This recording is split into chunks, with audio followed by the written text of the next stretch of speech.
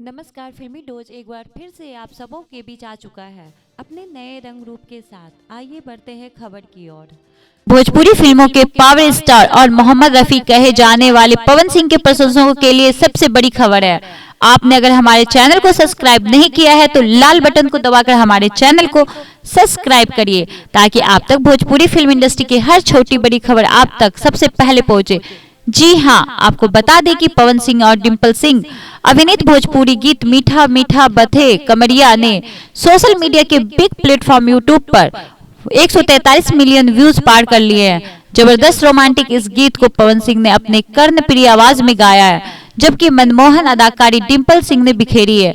मीठा मीठा बथे कमरिया को गीतकार अरन बिहारी ने लिखा है, जबकि संगीत से सजाया है आशीष वर्मा ने। वही परिकल्पना दीपक सिंह का है। आपको बता दें कि पावर स्टार की 2021 में कई बड़ी फिल्में भोजपुरिया दर्शकों को मिलने वाली है, जिसमें मेरा भारत महान प्रमुख है।